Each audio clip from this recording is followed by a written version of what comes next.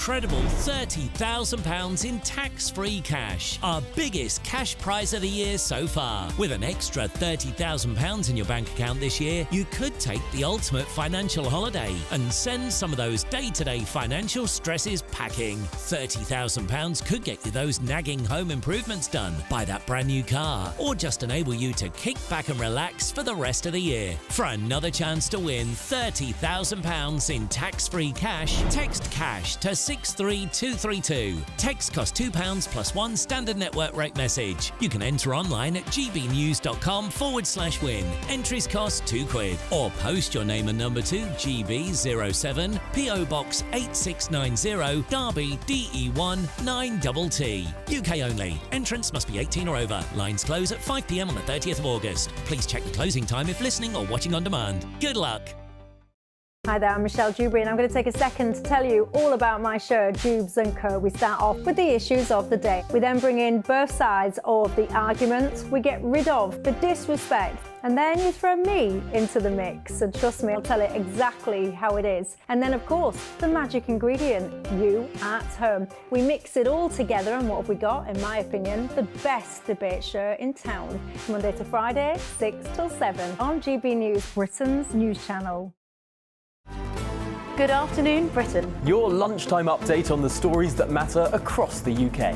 From breaking news and insightful analysis, inspiring stories and lively debates. You're comparing yourself to a former Prime Minister. Which is it? Stay informed, stay updated, stay entertained. I just don't know how anyone would not want to be there. Every weekday from midday. We are Good Afternoon Britain, only on GB News. Britain's news channel. Sunday nights on GB News. From 6, Neil Oliver. At 7, it's Free Speech Nation with Andrew Doyle. At 9, Mark Dolan. And at 11, get set for the week ahead with headliners. Tomorrow's papers tonight. GB News, the People's Channel, Britain's news channel. In the GB Newsroom, we bring you the news as it happens. With our team of dedicated journalists across the UK, GB News brings you accurate reporting of the day's topical agenda. When the news breaks, wherever and whenever it's happening, we'll be there. This is GB News, the People's Channel, Britain's news channel. Every Saturday, 10 till 12, we'll bring you all of the news that you need to know. We'll also remind you that there is so much to smile about. It's my favourite time of the week. I get to relax, enjoy some light-hearted stories, and let Ellie teach me about fashion too. That's Saturday Morning Live, every Saturday, 10 till 12. Only on GB News, Britain's news channel.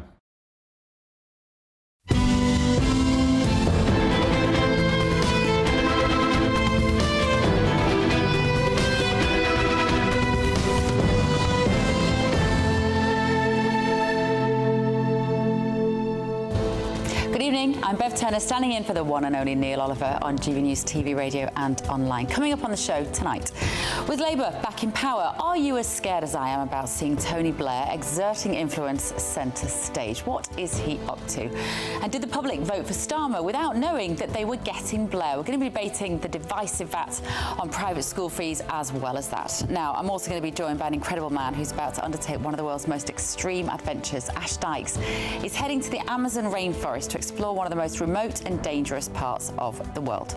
And ahead of that match, Euro 2024, the final between England and Spain in Berlin, I'm going to be asking, are the three Lions about to lift their first major silverware since 1966? All that and a lot more, but first an update on the latest news headlines.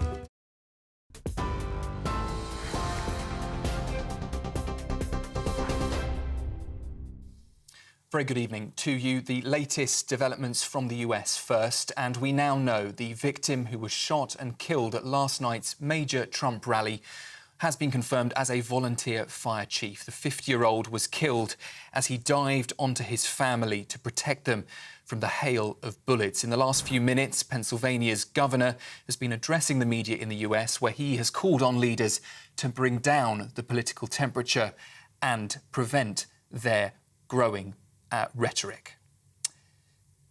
Elsewhere, what police are describing as suspicious devices have now been found in the car of Thomas Crooks, the gunman who attempted to assassinate Donald Trump last night. The 20-year-old was shot and killed by security services at the rally after Trump was hit in the ear, with him describing it as a bullet ripping through his skin. 2 other attendees are still in critical condition following the chaos at that rally. This was the moment that gunfire rang out. If you really see something that said, take a look at what happened.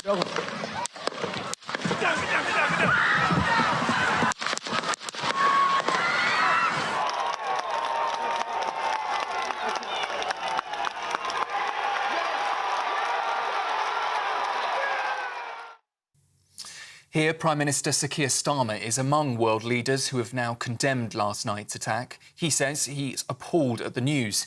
Meanwhile, in the US, Melania Trump says her life was on the brink of devastating change after the attempt on her husband's life. And billionaire Elon Musk says he'll continue to fully endorse the former president and hopes for his rapid recovery. And Reform UK leader Nigel Farage says Trump's assassination attempt is another example of liberal intolerance. In other news, the mother of missing teenager Jay Slater says she's aware of vile conspiracy theories surrounding her son's disappearance. Debbie Duncan's released a statement as it approaches a month now since the 19-year-old went missing on the island of Tenerife. He was last heard from on the 17th of June, telling a friend he'd missed a bus, was unable to locate himself and had a cut on his leg.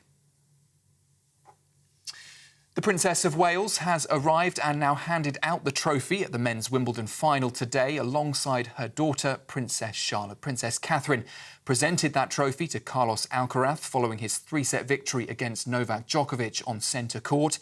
It was her second public appearance following her cancer diagnosis after she made a brief return to the public spotlight last month at Trooping the Colour. And the atmosphere is now building in Berlin as England and Spain prepare to go head-to-head in the final of Euro 2024. Kick-off at 8 o'clock. England are going for their first major men's trophy in almost 60 years, while Spain are hoping to regain the title that they won in 2012. Luke Shaw is expected to start in Gareth Southgate's only change from their semi-final win against the Netherlands. Those are the latest GB News headlines for now. Bev Turner's up next with Neil Oliver's programme. I'm Sam Francis, back with you for another update at 7 o'clock. For the very latest GB News direct to your smartphone, sign up to News Alerts by scanning the QR code or go to gbnews.com/alerts.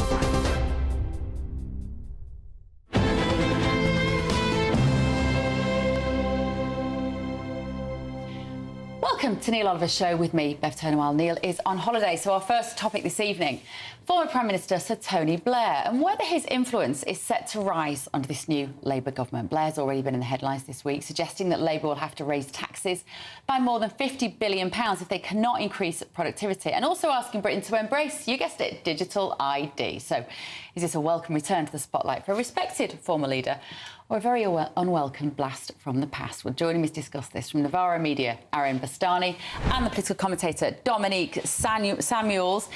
Evening to you both. Let's start with you, Aaron. You're a left-leaning commentator. You should be presumably delighted to see Tony Blair back in the picture. Not especially, but the biggest story for me with Tony Blair and the Tony Blair Institute really is the money. So the big problem for me is not necessarily Tony Blair. The big problem is that you have people like Larry Ellison, who's the co-founder of a massive company called Oracle, having given the Tony Blair Institute hundreds of millions of dollars. He's given 100 million, he's going to give another $200 million. And his big thing is health data, AI. And what was Tony Blair talking about this week? AI and data and the NHS. So I think it's important to separate the man from this idea of money in politics and people buying influence and pay to play in politics. We can talk about think tanks and we can talk about lobbyists in British politics. There is nothing, there has never been anything like the Tony Blair Institute when it comes to its scale. Now, Tony Blair would say my institute is a not-for-profit organisation. Aaron, somehow he's making money. I think he's worth about 60 million quid at least. That's what it will say online. He's certainly the most wealthy former Prime Minister. Should we be worried about that sort of conflict of interest, Dominique? Should there be more transparency about how Tony Blair might profit from some of the ideas that he's proposing? Well, I think it's clear how he's profited anyway. He's still being given such a persuading voice in UK politics. And to be honest, I don't know why anyone would be surprised that Tony Blair still has influence and will have influence, particularly on this government, because the general direction that we are seeing policy and that we are seeing politics is towards more control through digitalization, through AI, and through things like digital IDs, and things like health passports, which will be another thing that will crop up.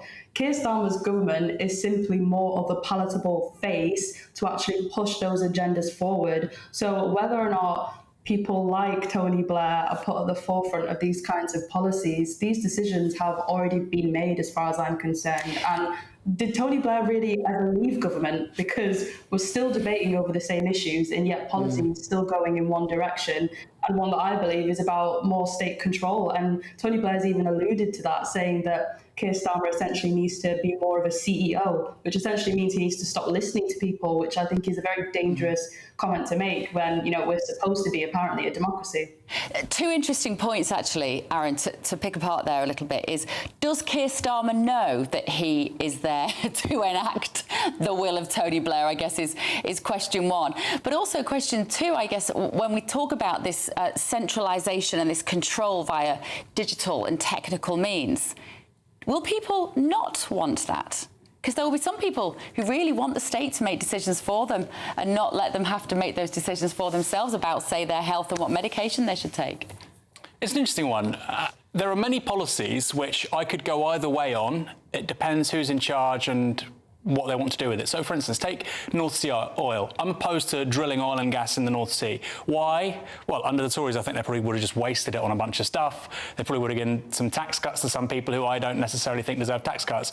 You could make an argument, say, well, we should be like Norway, invest all of that in renewable technology, housing infrastructure. Those are two separate arguments, and it's very similar with data in the NHS. Personally, I don't trust government in this country to deal with that kind of data in that kind of way. It will be sold on to third parties. Importantly, though, private businesses already have huge, massive amounts of data on all of us. Amazon, Facebook, Google, the supermarket companies, the credit card companies. So I can understand the argument for giving data to the state to help us achieve certain things, but I simply don't trust people like Tony Blair, people like Larry Ellison, to use that in a responsible way. And the key here for me is history and precedent. Some people watching and listening may remember the NHS IT upgrades that we saw in the late 1990s throughout the 2000s. That cost £12 billion, money wasted. Campaign groups in 2011 came together, looked at that, and they said, Tony Blair wasn't being malicious. He simply believed everything that the likes of Bill Gates were telling him in terms of what these upgrades would mean for the NHS and service delivery. He wasn't sceptical. And I think the exact same thing is happening now with regards to data and AI. Maybe he's learnt, Dominique, maybe Tony Blair has learnt so much whilst he's not been in the front line of politics about how to run a huge digital data set infrastructure. Maybe, I mean, we're all sort of laughing as we're saying it. I'm trying to be generous to him. In some way, when we saw Tony Blair on stage this week, it was a reminder, wasn't it, of what an amazing communicator he is and how convincing his sales technique is. He's just worlds apart from the communication we see from Sir Keir Starmer, for example. Yeah, no, I definitely agree with that. And that's the thing. Tony Blair can be really quite hypnotizing when he speaks. And I've no doubt that he really does believe in what he says. He believes his way is right. His dangerous globalist philosophy is the way forward. I obviously disagree with that completely. But, in my view, it doesn't matter who it is. It doesn't matter whether it's Tony Blair or Keir Starmer. These are policies that are coming down the line anyway. The Conservatives would have probably enacted them sooner or later, especially in relation to AI and data, because that is the direction our society is going in. It probably just would have been a bit watered down, essentially. But people like Tony Blair, are dangerous, yes, but they're always going to have their influence. They've got enough money too, which is sort of what Aaron said. This issue of this control of the state, putting your medical records all in one place, people will be listening and go, well, what's the problem with that, Bev? Why is that a problem? It might be really convenient, and you do go to the hospital and they can't access notes that your GP has had. Maybe there is some utility here. I think one of the things I found most chilling, Aaron, was when he talked about being able to see these records and therefore enact preemptive treatment. So working out the AI, working out the profile of that person, what you're most likely to get, and therefore treating you before you've even got something. Again, there'll be those people who say, well, that's sensible. What's your problem? Well, we're already seeing something actually like that happening. There's been a trial of something called it's effectively, you might call it a liquid biopsy in later life, but in early life, basically, you have a newborn child, they have a small blood sample taken away, they have their entire genome sequence, and there's potential health issues or sensitivities that can be pulled up really early. Now, I think with a newborn child, that's a very smart thing to do, personally. But like you say, no, but so for instance, there might be a condition that is really important, and you're going to avoid, early years or early months mortality, infant mortality. But I would agree, you don't want a newborn child coming into the world, and then you have a doctor saying, yep, there's a 65% chance they're going to need a mastectomy by the time they're 55. That is quite dystopian. So again, we need a broader conversation around this stuff. And I personally don't think that think tanks who are funded by people with a massive vested interest in this stuff being implemented wholesale, I don't think that's the best place to do it, personally. Dominique? No, I completely agree with everything he said, really. And I think the dangerous part about that, especially in regards to health, is it takes away an individual's agency to actually decide what's best for their health as well, because we live in a society, as you said, where people are genuinely programmed to believe that they don't know what's best for them. And that's a really important point that I want to make. We are programmed to believe we do not know what's best for us. We're programmed to believe that government and people like Tony Blair know what's best for us. And that's why some people might be accepting towards policies like this. But the reality is we know what's best for us as individuals. And whether it's AI, whether it's government, whether it's politicians, everything they say and push upon us should be taken with an extremely large pinch of salt, in my view. Yeah, well, Tony Blair is back to stay. He ain't going anywhere, and no doubt we will be analysing his ambitions throughout the next few years, if not months, if not years. Right, Dominique, Aaron, thank you so much for kicking us off this evening. Right, after the break. Labour have said that they plan to reinstate VAT on private school fees. Is it a straightforward and sensible way to ease the state school funding crisis, or an unfair and divisive policy, particularly punishing those who want to send their kids to private school? You're watching The Neil Oliver Show on GB News with me, Bev.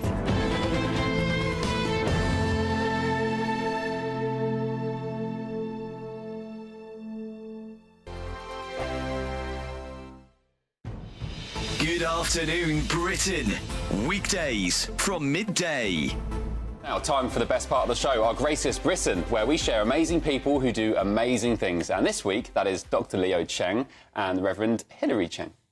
Well, Dr. Chen regularly serves as a volunteer surgeon aboard the Mercy ships in West Africa and has recently served his 17th mission aboard the ships. He volunteers with his wife, Reverend Hilary Cheng, a Methodist minister in the UK. Thank you for joining us, and what a privilege. So just briefly explain, what are Mercy ships? Well, Mercy ship provide world-class surgery on the ship, and the ship then sail to these poorest of the poor country because there's no infrastructure to get road or rail there. And we offer free surgery and also education, training of medical staff, and partner with the local or the host nation to build up their surgical and anaesthetic services. So how long have you been travelling West Africa? You go on all these different ships, different ports, and you treat the needy and the vulnerable. How long have you both been doing this? 20 years. 20 years? Just over 20 years. And you take the time to do this out of your own holiday from work. Why do you do it? Well, because I'm indebted to the education in this country with all the qualification I get. And NHS is great. I love the NHS because without NHS, we see cases that we see in the low-income country. And I want to make use of my hand to help those people who have no way of helping themselves, because the tumours, the deformities, not just a physical ailment, but it's being ostracised and die early, commit suicide because they've been ostracised by their family. When you're on the ship, you are seeing the very worst that the country can offer. I find it a great privilege to work alongside these people. GB News, the People's Channel.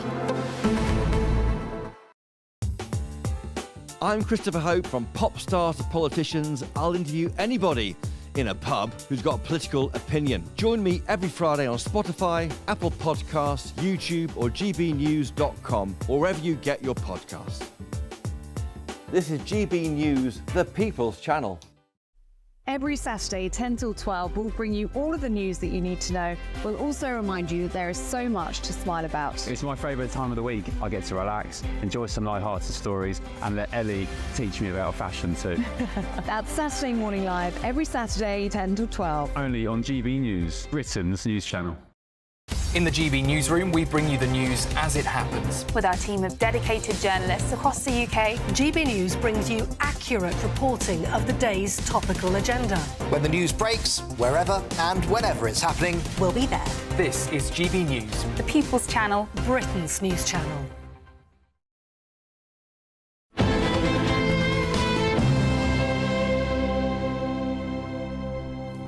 Welcome back to the Neil Oliver Show with me, Bev Turner, this evening. Now, one policy that Labour were very vocal about prior to the election was their intention to slap 20% VAT on private school fees. They claim that this would raise £1.3 billion, which would fund 6,500 new teachers. But does it feel to you like a cruel and vindictive policy designed to divide? Well, joining me to discuss this, our education expert Tom Buick and political commentator Aaron Bastani is still with me. Aaron, let's start with you. It felt a little bit to me like the mask slipped with Labour when they were so wedded to this idea from the start. 1.3 billion sounds like a lot of money in the grand scheme of things. It isn't a huge amount. But the people that will be targeted by this will be those children who are at private school, who then have to move and change their whole life, those kids, to move into a state school because their parents can't afford to keep them there. And yet everybody that I've spoken to from Labour is totally unmoved by that prospect. Well, I think they're probably unmoved because they look at this through a sort of utilitarian lens and they would say, well, that might be a little bit bad, but this other thing, which is really bad, needs to be addressed, and that's our political priority, which is the condition of state schools in this country. The question is, of course, how much money is it going to raise? If this raised 2 billion, which is the top number, I think you'd have far fewer sceptics. Some people are saying, well, actually, you'll have people move into the state system, ergo, you're going to raise less tax, you're going to have to spend more because more people in the state system, etc. So where are we? If it doesn't raise anything, you're going to have a lot more critics. Let's say it's somewhere in the region of, like you say, around about £1 billion. My personal view is these are private businesses, so A, they should pay VAT, but secondly, they can adapt. You know, if you talk to people actually in the private school sector, they say the money now, the growth market is overseas students. That's where all the money is coming from. OK, well, raise the fees on those guys then. Have a different fee setup for domestic students, UK nationals and kids from overseas. You are businesses, you're going to have to innovate in terms of covering your cost base and providing an affordable product to consumers. We say that with regards to every other business. Why can't we say it here? So I think it's a sensible way to proceed. Look at it for 2, 3, 4, 5 years. I think you have to work in partnership with the entire education system, private and public, and reassess. But I personally think on principle, if you're a private business selling goods and services in the private market for prices, you should pay VAT. But those overseas students, so you're talking specifically about boarding schools there?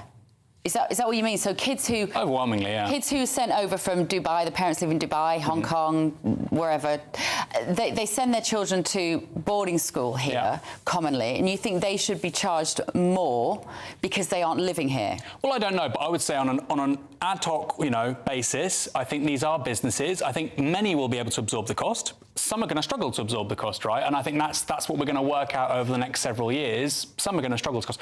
Many of them won't, of course. Many of them are very profitable, they're very well run. But like I say, these are private businesses. And normally when we have any sort of industrial sector and we have businesses which are struggling, we say, well, the market will decide. There might be consolidation, they might make cost savings, they might introduce new innovations, and that's going to lead to higher productivity. That's generally the mindset we have with the private sector with market systems. Tom, I don't see why it's not the case here. Tom, you're an education expert. What do you think the real world implications of this are going to be for the education system? Hi, Bev. Look, first of all, I agree that the state education sector needs more resources. We're spending 8% less on education than we were in 2010. And actually, if you look back through history, and I just completed a book on the history of education, actually, over the last 150 years, you know, it was the Labour government of James Callaghan that spent more on education as a proportion of our national wealth than any government since. And I think this policy actually is politically wrong-headed, and really for three reasons. The first, it's actually quite a performative policy in the sense that it gives voters the impression that by whacking a tax, which I believe is a double tax actually, on education, on private education, that this money will be then redistributed in a very progressive socialist way to the state sector in order to pay for new teachers that we need, and importantly for the breakfast clubs that we need in our deprived areas. But I think, as Aaron was just saying there, tops this will raise about £1.9 billion is the figure that Bridget Phillipson gave to a House of Lords Select Committee. Actually, the governments before the current government came in, but under the last government, officials said it would only raise £900 million. But the point is, there will be displacement from the private sector into the state sector. So it's performative from that point of view.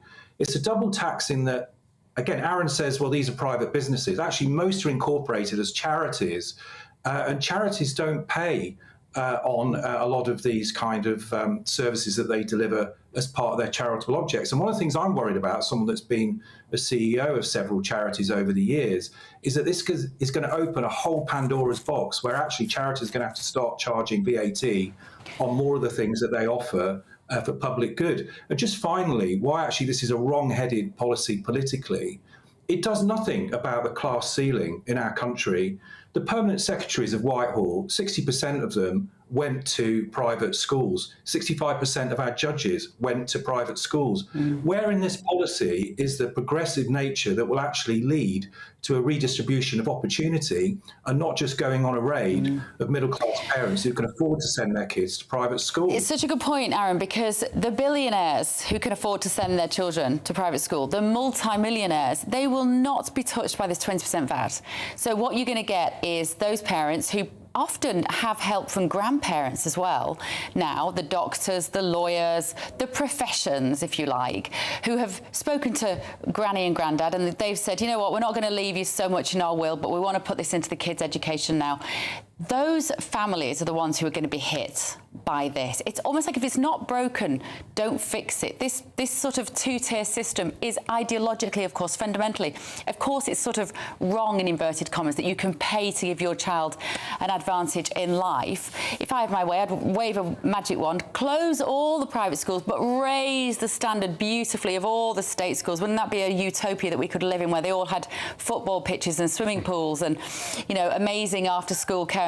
That's not the real world we live in, unfortunately. So how are we going to encourage, as Tom was saying, this idea of social mobility with those sort of middle class, if you like, the lower middle classes who are trying to scrimp and save to get their kids to school? Those are the ones that are going to be ending up just feeling like there's nothing to aspire to. Well, we already have a very rigged school system in this country. We got rid of grammar schools a long time ago in many places, not all of them, but many places. And what we have instead is selection, not by the 11 plus, but by where you live. We have a postcode lottery. So if you live in a nice middle-class neighbourhood, you tend to have really nice schools. And if you live in a poorer neighbourhood, you have poor schools. And that is deeply unfair and deeply unjust. And it's an outcome of education reforms over the last 50, 60 years, which people didn't expect or foresee. And I totally buy that critique.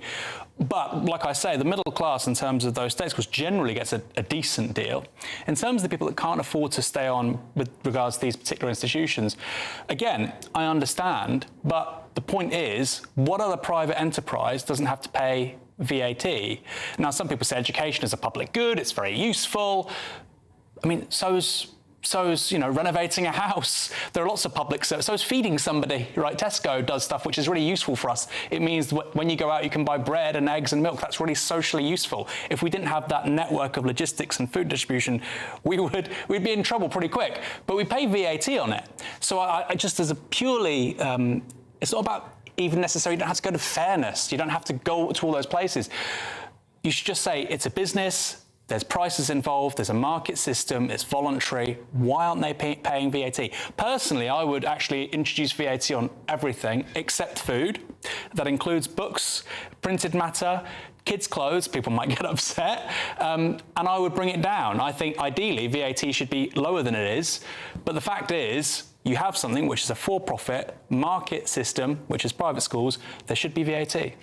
Doesn't this raise the issue, Tom, though, about the role of how much we value children? Because Aaron sounds a little like the child catcher there from Chish Chitty Bang Bang. Like, he wants to tax kids' clothes, he doesn't care where they go to school, and it's just as useful if you're selling food in Tesco's. Isn't the point that children are important? The next generation are critically important, and their well-being. Maybe we've lost sight of that as a society.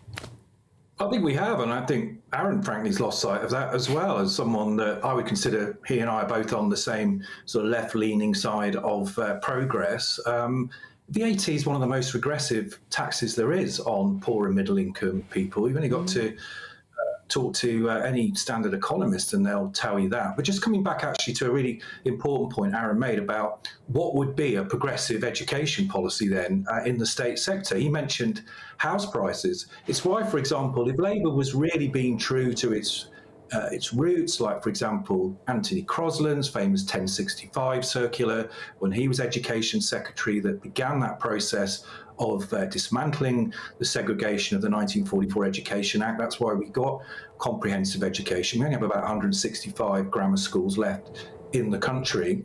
Why doesn't a Labour government put a levy on house prices? Why doesn't a Labour government, for example, say to aspiring working class parents living often in peripheral housing estates across the country, therefore they tend to get trapped in catchment areas where the schools are not always, for example, rated good or outstanding? Why doesn't it give those working class kids a break and say to those parents, you can send your kids to any school, including any outstanding school that might be within a very good point. City area. It's a very good point. The clock has beaten us, unfortunately, but fascinating. Thank you so much, Tom Buick, Aaron Bastani. Big issue, that. Thank you. Now, after the break, world record-setting explorer Ash Dykes is about to undertake his toughest, most dangerous challenge yet, and he's going to be right here on the sofa to tell us all about it. Don't go anywhere.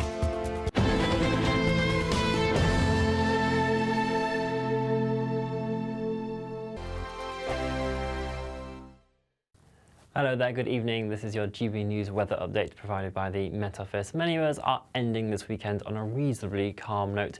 We do have some clear spells around, particularly across Wales, central southern areas of England, Northern Ireland and western Scotland, also seeing a dry start to the night. There is a bit of rain and drizzle around though for the northeastern areas, particularly developing and pepping up across the Firth of Forth into Edinburgh way during the second half of the night. Many of us though seeing temperatures hold up around 11 to 13 degrees Celsius.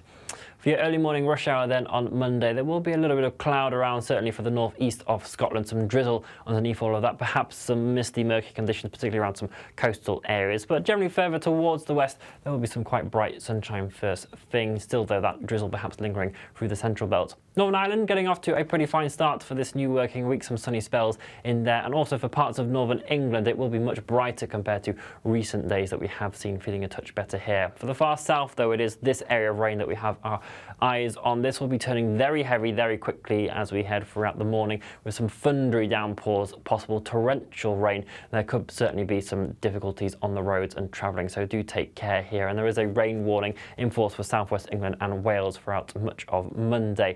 That will steadily push its way northwards, perhaps skirting into eastern areas as well. Feeling a little cool underneath that rain, 18-19 degrees Celsius, but the northern half of the UK faring quite well, around 20-21 degrees Celsius here, just with an ice or shower to watch out for. Into Tuesday, that area of low pressure that's bringing the rain to the southwest will just sort of slowly grind to a halt across some central areas, so it is still with us. The band of rain will be swirling its way around First thing on Tuesday for parts of Wales, the Midlands, into parts of Yorkshire and Lancashire as well. Behind that, we'll start to see some sunny spells and showers developing again. Some of those will be on the sharp side at times. Wednesday looks like it could be a slightly drier day for many of us, but there is further rain on the cards towards the end of the week. Bye-bye. Good afternoon, Britain. Your lunchtime update on the stories that matter across the UK. From breaking news and insightful analysis, inspiring stories and lively debates. Are you comparing yourself to a former Prime Minister? Which is it? Stay informed, stay updated, stay entertained. I just don't know how anyone would not want to be there. Every weekday from midday. We are Good Afternoon Britain, only on GB News. Britain's news channel. I'm Patrick Christie's. Every weeknight from 9, I bring you 2 hours of unmissable, explosive debate and headline-grabbing interviews. What impact has that had? We got death threats and the bomb threat and so on. As time passes, she could have said Storm. You made my argument for me. My guests and I tackle the issues that really matter with a sharp take on every story. Went everywhere. Something practical could be done. Or I can become something different. Patrick Christie's tonight from 9 p.m. only on GB News, Britain's news channel.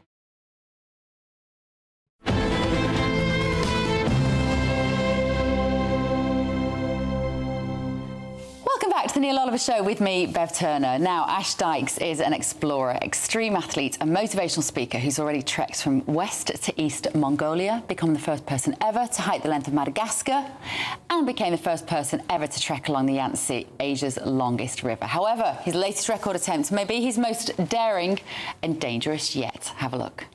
I'm Ash Dykes. For over a decade, I've completed some of the world's toughest expeditions in some of the harshest and most remote environments on this planet.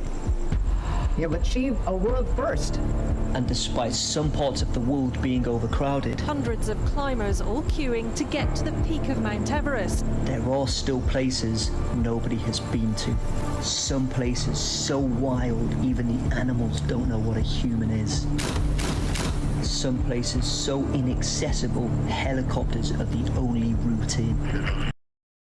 Oh, Ash, I'm so excited to talk to you. He's with me in the studio now. I was gripped to that. Right, give us a bit of a backstory, because you are amazing and the things you've done are amazing. That. Or just crazy. Yeah, possibly. We'll come on to that. Yeah. But obviously, people know of Bear Grylls is the main sort of adventurer. There are a few kind of who've broken through to the mainstream kind of household names. Yeah. You're still a little unknown, forgive me. That I think will probably all change very soon. But where do you see yourself kind of in the pecking order of elite athletes around the world? Oh, would it be... Endurance athletes is what I meant to say. Yeah, endurance athletes. I would say I would put... My name's not up there, but my achievements sit at the top in a non-blowing smoke up my That backside. is what I was getting at, really. Yeah, Right. go on. So, just because I set off, so I was only 19 when I started. I was working fish and chip shop, lifeguarding, you know, waiting on, raising as much money as I could, and all of the rest of the students in college were going on to the military university, and I just wanted to get out there. where were you living then? Wales. Okay. Old Colwyn, yeah. Which is, what's that like there in that particular part of Wales? It's a small, sleepy town. You know, no one really sort of makes it outside of Old Colwyn in a way. There's no one really to look up to or to aspire to. There's no good connections. But it's a beautiful part of the world, you know. You've got the sea, the mountains, the lakes, the rivers, all of that. So were you always very outdoorsy then? I was always very competitive and athletic. It was always sports. I'd play rugby, football, athletics, you name it. I was always sort of competing. And then it was sort of later, 16, 17, that I very much got involved with the outdoors, because I thought it sharpens you up physically and mentally, and you face a lot of adversity, and I think that's the best kind of way to learn. Not an easy way to make a living, though. Like, it's not. Do you manage to get good financial support now? I didn't for the first 5 years after Mongolia, first world record. I can tell you now, I made no more than 3K for a whole 12 months. I had to live with my parents. Same with Madagascar. It was a real struggle. The Yangtze River was what changed everything. It was like onto the Joe Rogan podcast. I had the book. We had National Geographic. Things sort of blew up. I started presenting all over the world, and then we produced another 6-time 1 hour international TV show following the Great Wall of China, which not a lot of people know about because it's not a record. You're big in China, aren't you? Much bigger than the UK. Don't you have some like special award for a person of special interest in China or something? It makes it sound like a statue. But you know what I mean? Yeah, I know. It was only last week. There's a few different awards out there, but it was only last week I returned after being appointed ambassador for Shaanxi province. Yeah. Which was really cool, you know. They really sort of got my back over there. And I'm trying to build it up here in the UK as well. It's brilliant, and I'm sure you will. You've got such fantastic energy. Were you always like the kid that wouldn't sit still in the classroom who wanted to go out and run around the field? Yeah, 100%. Yeah, I was always wanting to, you know, I couldn't sit still in a classroom and like listen to the teacher and their experiences and their stories. I needed to go out there, very much a kinesthetic learner, you know, learn from hands-on practical experience. And that's what travel was about. And what are you doing next, Ash? So the next one takes me to the greenest country in the world, Suriname. 94% of the country is just completely covered in jungle, and we will be attempting via helicopter to begin with to drop off in the Amazon. Might not be anywhere to land, so we'll lower the helicopter above deep waters and jump into the river, and then from that point we attempt to summit the highest and second highest mountain, sort of machete in hand, sort of hacking our way through the bush, hunting, gathering, and then we look to find and officially map the source of the Kopanam River and kayak from source to sea, which will be highly intense. A lot of your wildlife, your jaguars, your caiman, your piranha. Oh, and when you say we, who is your team? Like, how many people do you have now to make something like that happen? So it's just a small team of 4 of us going out there. It's myself, it's Jacob Hudson, who's producer. It is Dick Locke and Matthew Wallace, who are your logistics and wildlife experts, because there will literally be wildlife everywhere. You know, they are already in Suriname, they live out there, and even they're a little bit anxious as to where we're going and what's your biggest danger? I would say, you know, a lot of people think it's probably like the anaconda or the crocodiles, stingrays. I would probably say it's the falling trees, because when one falls, they're all connected via vines, and so it's kind of like a tsunami of trees. And every single night, we're just hammock between the 2 trees, sleeping out in the jungle. Are you single, Ash? I'm not. I'm not. I've got a girlfriend who's going to be very worried at home. I was going to say, what's the impact on your loved ones? I mean, is she very supportive? She's very supportive, yeah. It's been 3.5 years, almost 4 years now. So she wasn't there for the Mongolia, Madagascar and the Yangtze, but she was there when I was in China for 4.5 months filming the Great Wall. And it was hard, you know, we missed each other, but she was kind of like rooting for me. She kind of knew what she was getting involved herself into, you know, with And how long will you be away on this trip? It will be, it's not a long one, it will be 40 to 50 days.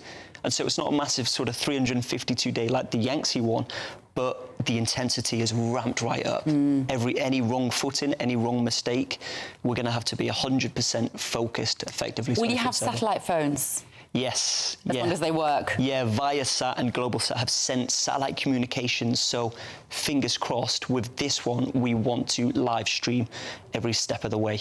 And where can people see that? On YouTube? Yeah, YouTube, my Instagram, TikTok. We're just going to try to get it out there. Where do you charge stuff in the jungle? We'll be taking solar panels. And so during the day, we'll probably take a good 2 hours where there's rocks hopefully by the side of the river, pull out the solar panels and charge power banks, electronics, and then, you know, that should be good enough for. And what will you eat? Piranha will be the main source of protein. Have you ever eaten a piranha? I haven't. This will be the first. So it'll be piranha. We'll have beans and lentils, but the main source of protein will be from the fish of the river. How easy is it to catch a piranha? It's not as hard as you think. Hands is all I know. No, you don't. We'll be able to we'll take string with us. Right. And then we'll be able to use sort of bamboo, latch on the string at the end, find bait in the form of worm, and then just like fish them up in the right area. That is You're going to be, I mean, it's such an obvious and such a kind of a mom thing to say, but you're going to be exhausted, aren't you, when you finish this? Like, how will you sleep? You said hammocks between the trees. Hammocks between the trees, and the jungle's loud as well, you know. Oh, mozzies? Yeah, everything. That's going to be isn't it getting bitten malaria? Is that an issue over there? Yeah, and I did. In Madagascar, I caught the deadliest strain of malaria, and I made it about 3 hours, the doctor predicts, before I potentially would have slipped into a coma. So I have faced that before. I faced dehydration. I've almost died. Like, there's been endless, you know, followed by a pack of wolves for 2 days, hunted by bears. It's so I think whilst it sounds reckless, I've built up so much experience since I was 19 years of age through really harsh environments, facing adversity, learning about myself, what I'm capable of, that I will be going out to Suriname with 100% awareness and focus. So people will be sat at home now, sort of, you know, maybe picking amongst the quality street on a Sunday evening and thinking, what can I do to give my life a little bit more interest and excitement? We can't do what you do, but what would your advice be to people who think, I just want to take myself out of my comfort zone, like you say, just do something a bit different? Oh, you know what? It's endless. I think everyone looks to outside of the UK for good fun, but it's here on our doorstep, you know. And this is all of the training that I've ever done for any expedition abroad has been done here in the UK, whether it's in the mountains, whether it's in the forest. It can be a day hike, it can be kayaking. We've got lots of white water, we've got the mountain biking. Just going for a run now is perfect as well, the weather's sort of, if the weather stays kind to us at any point, not that bother you. And you were once voted, I love this about you, Ash, the 7th coolest person in Wales. The 7th coolest. It's not quite good enough, is it? Who was the coolest person in Wales Who that was year? the coolest? I think it was was it Chris Coleman? Chris Coleman. Rugby player? Who's that? Sorry, Welsh football manager. Oh, no, Chris well... Coleman, yeah. I thought it would have been Tom Jones, but he was like 50th. I'm like, no, come well, at least you're cooler than him. You're way cooler than him, Ash. It's such a pleasure to meet you, honestly. Yeah, likewise. And thanks good for luck. having me. And we'll put on social media where people can follow your journey and appreciate that. Support you. So, well done. Amazing. Thank you. After the break, not long now until England's footballers take the field against Spain in the Euro 2024 final.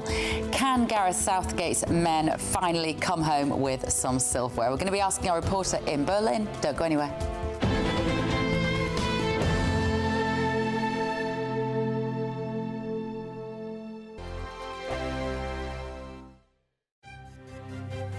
GB News Breakfast. Every day from 6 a.m. Question is... should our museums stay free for everyone and anyone, or should we be charging our tourists? So many of the artifacts are from around the world, stolen actually. I think it's almost to add insult to injury to ask people to pay to see the artifacts that were taken without their permission.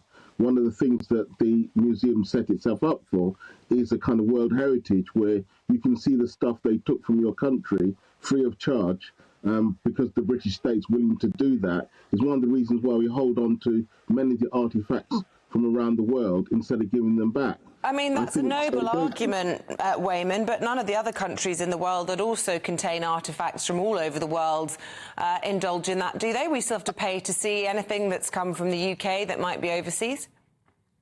No, but the absolute truth is that we've stolen a lot more over many more years than anybody else, because we're a very, we had a very, very big empire, and during that time, taking things from other countries without their permission. And I think our wonderful country, the United Kingdom, is the cradle of modern civilization, not of the ancient world, but of the modern world. You know, for centuries, we've contributed things to the world which has spread out around the world, and the influence that we've put upon countries around the globe has been massively significant. I think it's a privilege for people to be able to come to this country and track the history of our country through our museums. I can't understand why they've ever been free. The upkeep of museums runs into hundreds of millions of pounds a year. Somebody's got to maintain them and keep them good. Somebody's got to go around the world and collect the artifacts which are in our museums. And I've always have the adage in life, if something is free, it's probably not worth having.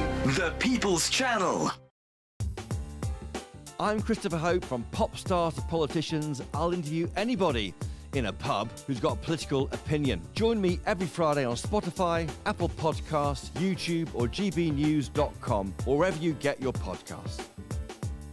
This is GB News, the People's Channel. In the GB newsroom, we bring you the news as it happens. With our team of dedicated journalists across the UK, GB News brings you accurate reporting of the day's topical agenda. When the news breaks, wherever and whenever it's happening, we'll be there. This is GB News, the People's Channel, Britain's news channel.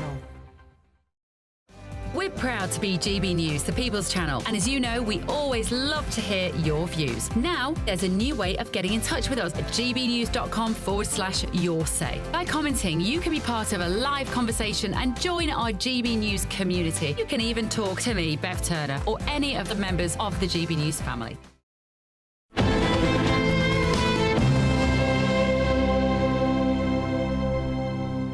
Thank you for joining me on the Neil Oliver Show. It is me, Bev, with you this evening. Not long now. I know this show is exciting, but there is some more excitement to come tonight. Of course, England are going to be kicking off with Spain in the Euro 2024 final in just a little while. It's the first time England have reached a major final on foreign soil, which was a bit of a surprise to me. It could be their first significant piece of silverware since 1966. So can they do it? And would victory change all of our lives? I'm joined from Berlin by our reporter Chris Scudder to set the scene. Hello, Chris. Good to see you. Great to see you there. Hi. Right. Let's just go back first of all before we reflect on this upcoming match of what happened to get us to this place. Just remind us who we've beaten so far and what has our performance been like? Not great in terms of style, but in terms of results, right on the money. That's why England are in the final. And if you ask any football fan, they'll tell you it doesn't matter what it looks like. If you win, you celebrate. For managers, if you lose, it's a pile-on. If you win, you're a hero. The small margins. England so far started okay. They beat Serbia, then they drew their next two group matches. Still won the group, but there was a lot of criticism. Why are all these fantastic players, some of the, probably the best squad in the whole of this tournament, not been performing well, despite not losing games? But, you know, that's the nature of it. If you improve as you go through, and England have certainly done that, although little moments, little things that make you think, could this be England's day?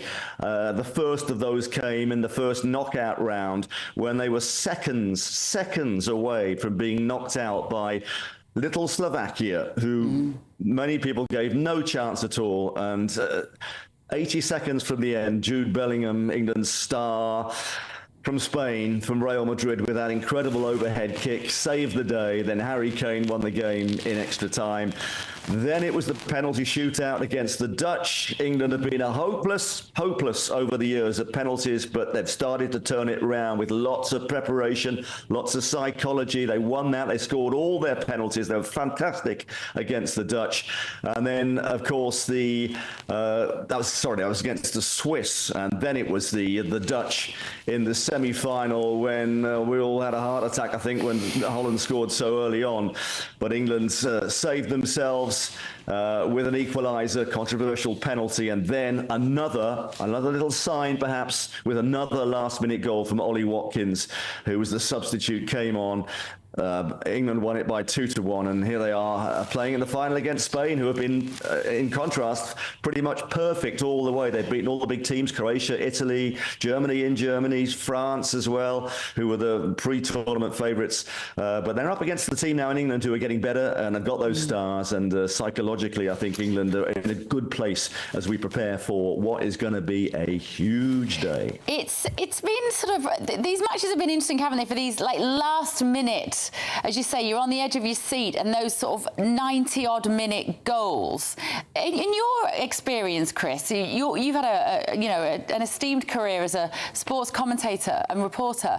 I can't remember a time when you've had so many matches decided in the last sort of 90 seconds of a game. Can you? No, that's right. I mean, football's changing now. Since they've had VAR and the video referees and all that sort of stuff, you have ages now of added time. There used to be a few minutes. Now you sort of get about 10 sometimes. So it's, the game's never over till it's over. And I think, over the years, England have been weak mentally. I think we've always relied on the reputation. We're England, we'll never lose, and it always goes wrong. It was interesting. I was in Dortmund for the semi-final, and all my time of watching football over the years, I've never seen so many fans from one country descend on one place. Not far to drive from the Netherlands into Germany. But they were like England fans used to be. You know, there's loads of us. We're bound to win. We've got all the support. And I was watching it in the old town, actually, when you couldn't find hardly any England fans. And I thought, I know what's going to happen here. We are going to win this game. Their expectation, it was a sort of assuming that because they had all this support, they were going to do it. And it just felt like England over the years. And as soon as we scored, you could see the blood draining out of their faces. And we're different now. We've got the mentality, and it just feels like England's time after all the failures for so many years, the massive disappointments. Gareth Southgate, he's had a lot of luck with the way the draws have panned out, but now they've done a lot of mental preparation. I think they've never been in a better place mentally, and there's a real togetherness about the squad now, which we've not had over the years, I don't think. They've been criticised, Chris, haven't they, this England team, for playing it a little safe maybe in these matches and hanging back a bit. Do you think we'll see a different sort of England tonight? Will they just come out on the front foot right from the start? No, is the answer to that. It's going to be the same, mate. Why would you change it? I mean, people are saying, "Oh, Ollie Watkins scored that goal. He's got to start." No, he won't. It'll be the same, knowing they've got a very strong bench. Spain can have the pressure of having to perform because they're the great entertainers. They have been in this tournament. England haven't at all. They've got individuals who are capable of anything. Jude Bellingham, Phil Foden, Harry Kane, Cole Palmer, sub. Ollie Watkins, sub.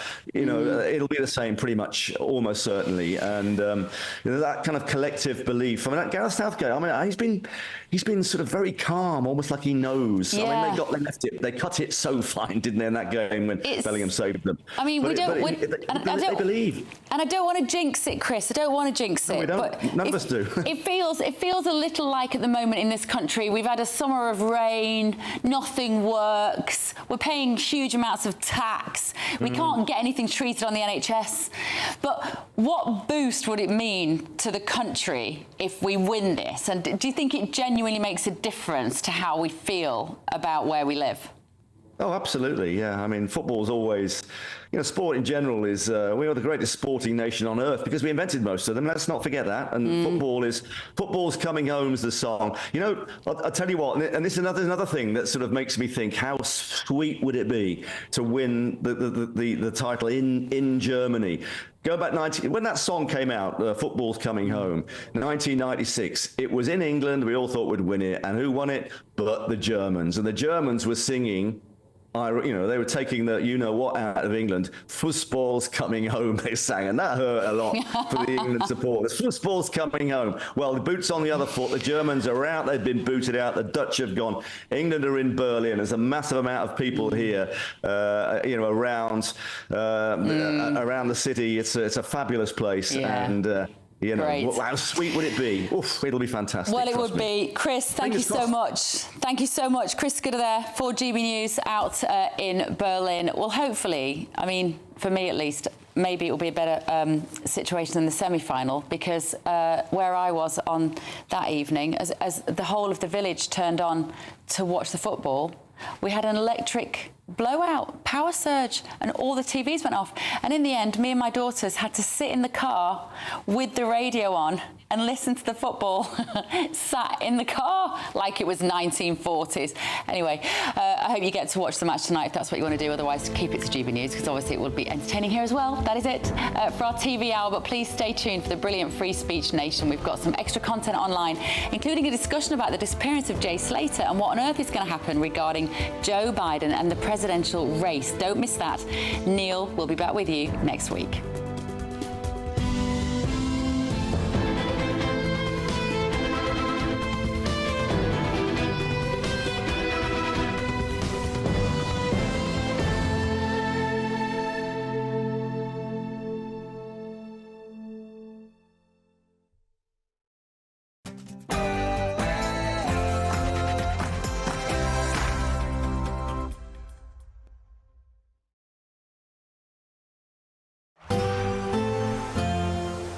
Looks like things are heating up.